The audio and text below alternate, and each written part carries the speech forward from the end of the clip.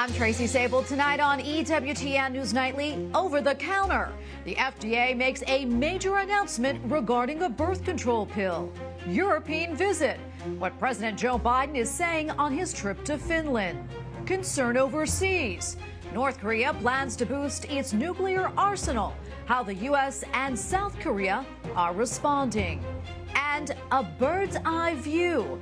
Check out the drone footage of a 17th century Italian basilica. These stories and more tonight. From EWTN, the Global Catholic Network, this is EWTN News Nightly. Thank you for being with us on the Feast of St. Henry. Our top story tonight, pro-life protections received a major boost in next year's budget, at least for now. The House Appropriations Committee voted to include some pro-life provisions in next year's foreign operation budget, which goes into effect in October. As Capitol Hill correspondent Eric Rosales explains, the move is a blow to the Biden administration's pro-abortion efforts. Good evening, Tracy. The $52.5 billion bill covers the State Department, foreign operations, and programs around the world. Republicans were able to renew long-standing pro-life provisions during an Appropriations Committee markup. But Democrats claim that these policies don't belong in the bill. The bill invites the culture wars into our foreign policy by making diversity, drag queens, and critical race theory boogie men and women, distracting us from the real life and death challenges of the world. Republican Congressman Andy Harris, a doctor, says he's glad the bill stops money for the United Nations Population Fund, which he claims supports abortion. We don't have to be the one to do it. There are other countries in the world that can do it.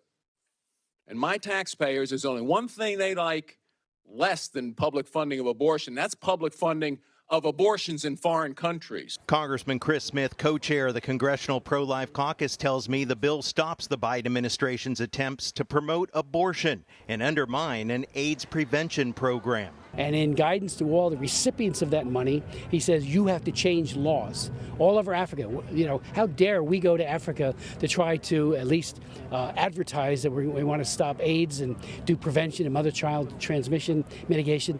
And then you turn around and the real agenda is to kill babies. Also up for consideration, the massive $886 billion Defense Authorization Act. Republicans are trying to attach pro-life amendments to that proposal as well. Republican Congressman Ronnie Jackson tells me his amendment aims to undo the Pentagon's abortion policy. It specifically prohibits any taxpayer funds from being used for the purpose of an abortion, even if it's the travel funds that are associated with it, because those are directly contributing and providing for the abortion. House Republicans tell me that they want to pass the defense bill by the end of the week. Meanwhile, the Senate hopes to consider its version of the bill next week. Senate Democrats tell me that any pro-life provisions are a non-starter. At the Capitol, Eric Rosales, EWTN News Nightly. Pro-abortion groups are asking a district court in Iowa to block the 6-week abortion ban set to take effect tomorrow. Republican Governor Kim Reynolds says that she is committed to continuing pro-life policies in the state. If passed, physicians will be prohibited from performing an abortion if a baby's heartbeat is detected. Well, the Food and Drug Administration has approved the first over-the-counter birth control pill. Perrigo's O pill, which is expected to hit the market early next year, will be available without a prescription and with no age restrictions. Previously, a prescription was required for all contraceptive pills. Our President Joe Biden is on his way back home to Washington, D.C. tonight. This after a trip to Europe for a NATO summit and a meeting today with Nordic leaders in Finland. At a news conference that wrapped up his trip, he was asked about the possibility of Russian President Vladimir Putin resorting to using weapons of mass destruction. White House correspondent Owen Jensen reports. Owen? Tracy, also at that news conference in Helsinki, President Biden emphasized multiple times that Russian President Vladimir Putin has already lost the war in Ukraine, adding there's no possibility of him winning the conflict. As for concerns Russia could resort to more drastic measures in Ukraine, this reply from the president. I don't think there's any real prospect, you never know, but of Putin using nuclear weapons. Not only has the West, but China and the rest of the world has said, don't go there. Don't go there. And asked if the war in Ukraine could drag on for years. I don't think the war can go on for years for two reasons. Number one, I don't think that that Russia could maintain the war forever, number one, in terms of their resources and capacity. President Biden said eventually President Putin is going to decide it's not in the interest of Russia, economically, politically, or otherwise, to continue this war. But I can't predict exactly how that happens. President Biden was also asked if he would talk to Republican Alabama Senator Tommy Tuberville, who's held up Pentagon promotions due to the Defense Department's abortion policy, which Tuberville has said is flat out wrong and should be rescinded, a position pro-life advocates applaud. I'd be willing to talk to him if I thought there was any possibility of him changing this ridiculous position he has. He's jeopardizing U.S. security by what he's doing. Earlier this week, Senator Tuberville said he's not stopping anyone from being confirmed and added, you cannot legislate from the White House or the Pentagon. My dad was military, career military. I'm all for the military. We need a strong military, but we also need to go by the rules in the Constitution and represent the people and taxpayers. Taxpayers are not supposed to pay for anything that has to do with abortion. Separately tonight, that baggie of cocaine found recently in the West Wing. No fingerprints or DNA have turned up, and surveillance video did not ID a suspect. So bottom line, no leads in the case. At the White House, Owen Jensen, EWTN News Nightly. Well, the United Nations says that it has discovered a grave containing 87 bodies in Sudan. The people were allegedly killed by Sudanese paramilitary forces. Since mid-April, violence has raged in the North African country with fighting between the military and paramilitary forces. Well, North Korea has tested another missile, prompting its leader to say that it is part of the country's push to become nuclear capable. According to state TV, the missile traveled 622 miles before landing in the targeted area. It is the longest flight time recorded for any weapon launched by North Korea. Leader Kim Jong-un supervised the test. Well, in response, the U.S. and South Korean militaries held combined military drills involving at least one strategic bomber. The drills were meant to enhance regular visibility of U.S. assets to the Korean peninsula. Preparations are underway in France for the country's National Day or Bastille Day celebrations tomorrow.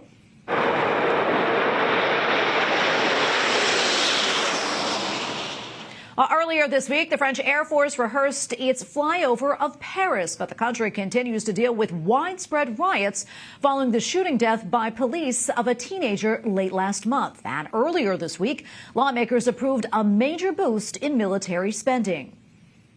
We go now to Céline Tadier, European correspondent for EWTN News. Céline, so great to be with you today. So help us unpack what is going on with France right now. I mean, what is the latest with these protests and riots? And also, what is the mood ahead of Bastille Day tomorrow? Yes, Tracy, the violent riots that have recently taken place in many parts of France began on June 27 with the death of 17-year-old Nahel, a French teenager of Algerian origin who was killed by a police fire after attempting to flee a police control by car. The incident took place near Paris in the city of Nanterre, and that gave rise to a whole week of violence with looting of stores, car sets on fire, buildings damaged, police stations attacked, and so on. According to initial estimates, 3 people have been killed so far, and some 800 police officers were injured. The riots have settled for now, but what I can tell you is that the situation remains extremely tense, especially on the eve of Bastille Day, the celebrations on July the 14th. The government has already announced that an exceptional number of security measures and police forces will be sent all across the territory to try and contain further waves of violence. But for many commentators, France has become such a powder keg that pretty much anything can happen from one day to the next. It is so very concerning, Céline. I'm curious, in what way, if any, has the church been involved, perhaps maybe to bring down the temperature and bring calm and peace to the situation? So church representatives in France did not speak out much publicly during the week of rioting, but the French Bishops' Conference offered prayer for Catholics all across France to for the return of peace. And at the same time, the Bishop of Nanterre, where the teenager was killed, Bishop Mathieu Rouget, launched an important joint appeal for calm, dialogue and peace on June 30 with other religious leaders. And this appeal was quickly spread by various other religious representatives to help bring peace in the country. This statement was considered to have had a positive impact insofar as it was supported and spread by local Muslim leaders. And Celine, quickly before I let you go, the United Nations Human Rights Council yesterday just approved a resolution urging member states to more aggressively, that is, prosecute what they call religious-based antagonism. The proposal passed despite opposition from the United States and also European delegations. Tell us more about this, please, and also the implications of it. Yes, it was a Pakistani-led resolution on religious hatred following the burning of a Quran in Sweden at the end of June that created such an uproar.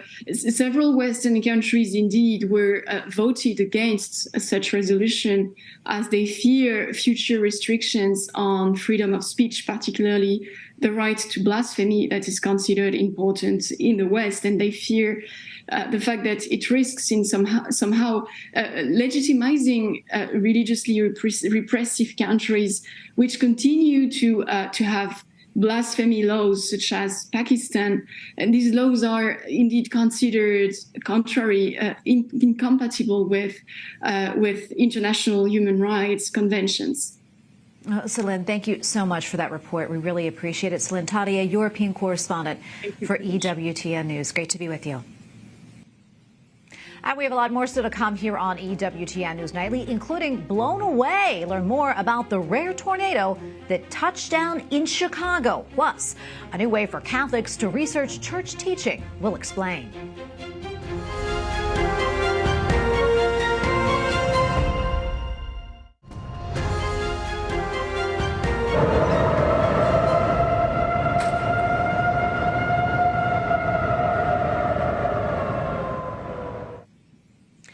Multiple tornadoes touched down in Illinois Wednesday, including near Chicago's O'Hare Airport. The event caused passengers to take shelter and disrupted hundreds of flights. No injuries were immediately reported.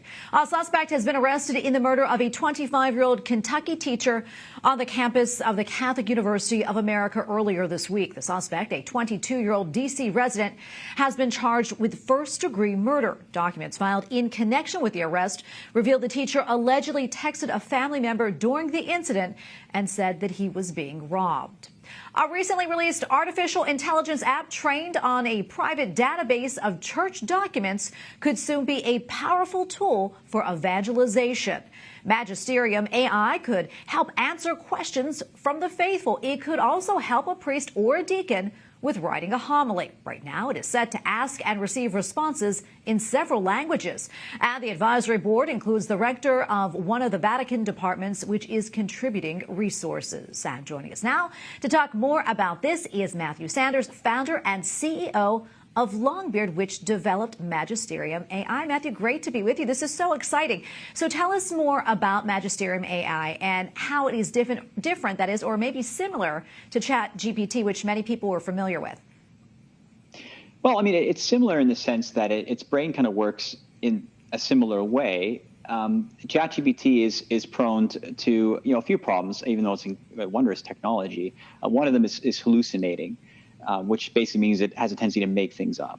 And, that happens with technologies, like especially when you're training it on such a large swath of the internet. So one of the distinctions between Magisterium AI and ChatGPT is our AI is trained on a private database of church documents. And so we're able to kind of rein in the hallucination to a large extent, for the most part. Of course, there's work being done every day to try and minimize any kind of bugs. But for the most part, it's been performing really well. Yeah. And to your point, saying that, what can be done, I guess, to kind of rid it of maybe you call it hallucinations? I mean, how do you pick up on that? Well, I mean, really, it's just a matter of tuning, a lot of tuning. Often an AI will hallucinate if it doesn't have a very simple answer to a question, or the documents it's actually searching, it can't find a reference. It might make something up just to give you an answer. And so part of like when you're working with an AI is learning how to dial it in so it just doesn't do that. And part of it is just making sure that the vast majority of the questions you're getting, you have really solid answers. And that's one of the things that we did before launching our beta, is made sure that having consulting with chancellors from all across the world, chancellors being the people that typically are in charge for doctrine at the local diocese, checking with them to make sure that most of the important questions they receive on a regular basis, that we have those covered off. Having worked myself at the Office of Spiritual Affairs in the Archdiocese of Toronto before founding Longbeard, I had a pretty good sense of some of those questions, but they've been very helpful in making sure that we smash some of these bugs. Yeah, and the Catholic Church, seems like a really interesting sector for this type of technology. In what ways, I guess, can you tell us why it's such a good fit? And also, what inspired you to undertake this project? Sure. I mean, yeah. I mean, in some ways, I think the church is kind of made for a project like this. I mean, the church doctrine has been consistent, for a very, very long time, from the very beginning.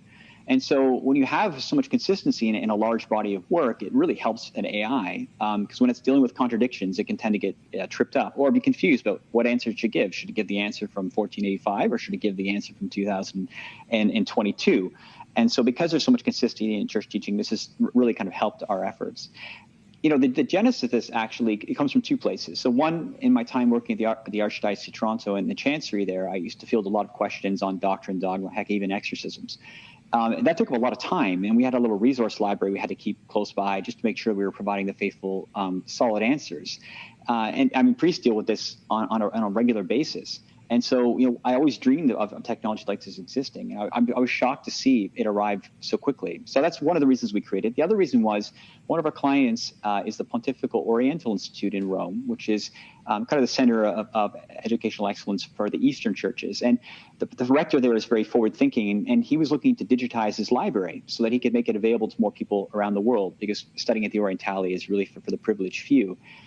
So initially we thought about creating a Google Books-like platform, but one of the issues with that is that really is only something that academics can really use and make. We wanted something a little bit more. It was easier for people to a little more easy for them to access and navigate, and really kind of a Q&A kind of format, especially as one of their constituencies is the Middle East. And so we wanted to make sure that in places where the internet wasn't really strong, they would be able to easily access it. And so basically Magisterium AI was kind of created to be kind of a Q&A interface with swaths of documents and books that they have in their library. And this is one of the major projects of Magisterium AI, is to work with pontifical universities to digitize their libraries. And so the insight that are available in those books are available to anyone in the world on any device in their native language. Yeah, that's so fascinating. It really is. And I'm curious, with Magisterium AI, what kind of impact do you see it having within the church? Maybe possibly with theological research or liturgical ministry. Give us an idea. Yeah, so it's been really fascinating to see the feedback. It took on really quickly. We've had people, from Korea and Japan, New Zealand, Australia, the United States, Europe, and the feedback we've been getting has been on a number of fronts. One, canon lawyers seem to love it. It really helps them with their work. Priests have been commenting how the homily, the stuff, in fact, they can actually help prepare a homily. Of course, the priest will have to go in there and and do their thing to personalize it. But just helping them save some time and some of the research is something very helpful. And of course, yes, for academic research, for people that are looking to write papers or looking for sources, what document should I consult on what topic? It can be enormously helpful. And really just for general catechetics. I mean, if a priest is going to be talking about a specific issue, a reference to church doctrine, and he wants to kind of prep up, you can just quickly go and ask a few questions, and it'll spit out some concise answers, and he can run with it. So I think it has the possibility to touch a lot of different areas of the church. I mean, education would be one of them, especially for teachers and things. But really, we're just beginning to tap its potential. I really don't know where it eventually could go. Yeah, we have about a minute left, Matthew. But anything else you think would be valuable for our viewers to know about? And also, where can they get information about it? Sure. Well, I mean, one thing to keep in mind is I think with artificial intelligence, because the media tends to play it up as a kind of a dangerous, scary technology, and certainly it is a technology that has to be taken seriously. But Pope Francis has said, on a number of occasions now, that it's a tool, and as a tool, it can be used to do good or it can be used to do bad. So I think the one thing that's lovely about the church using it, so of course we would only ever wield it to do good. So in that respect, I think AI can really be a kind of a helpful partner in ministry. And if you would like to learn more about Magisterium AI, you can visit us at magisterium.tech and check it out and try it for yourself. All right, Matthew, thank you so much for coming on and telling us about this. Really exciting. Congratulations. Thank you very much. Thanks for having me. Up next on EWTN News Nightly, Encouraging Peace. A closer look at a new book and the Vatican's efforts to bring peace to Ukraine. Plus, View from Above, a new perspective on a 17th century basilica in Italy.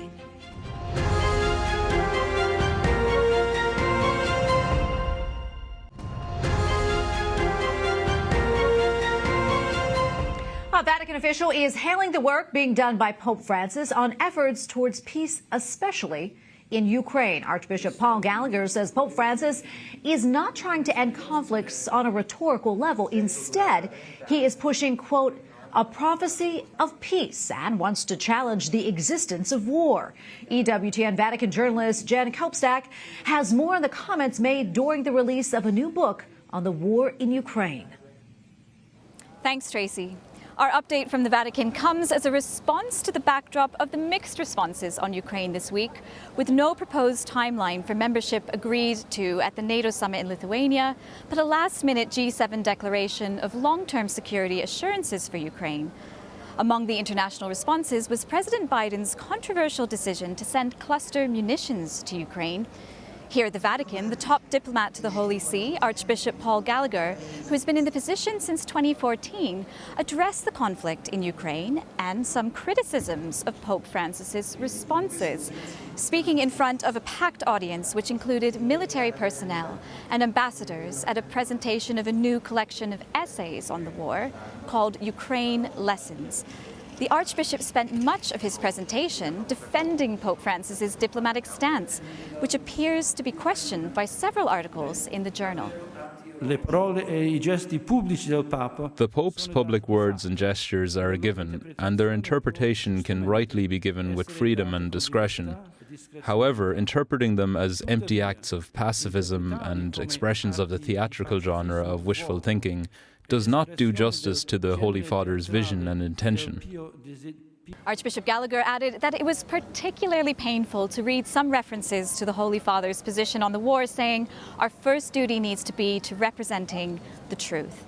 The Archbishop acknowledged that some Ukrainians, including religious representatives and government authorities, have been deeply disappointed by some of Pope Francis's statements during the conflict, but he underlined that the Holy See has not turned a blind eye to the war crimes committed by the Russian army, nor does it want to equate a victim country with the aggressor. Now, it's important to note that the Holy See has decided to keep an apostolic nunciature in Kyiv, a clear choice, and demonstrates Christian solidarity with people who are suffering, representing the embrace of the Holy Father to the Ukrainian people. That was also communicated by several pastoral visits from cardinals to Ukraine, including Cardinal Zuppi's visit last month, both to Kyiv and Moscow. Jen Kopstak, EWTN News Nightly, Rome. Finally tonight, take a look at this stunning drone footage of the Basilica of the Holy Cross in Lecce, Italy. The Basilica is the largest Franciscan church in the world. It was completed back in 1695 and was inaugurated as a shrine in 1934. The Basilica is open to the public for visits. The footage is part of drone video taken of the city in southern Italy. Fascinating. And we thank you for watching tonight. Remember, you can follow us on social media, Facebook, Twitter, and Instagram at EWTN News Nightly. I'm Tracy Sabol. Good night and God bless.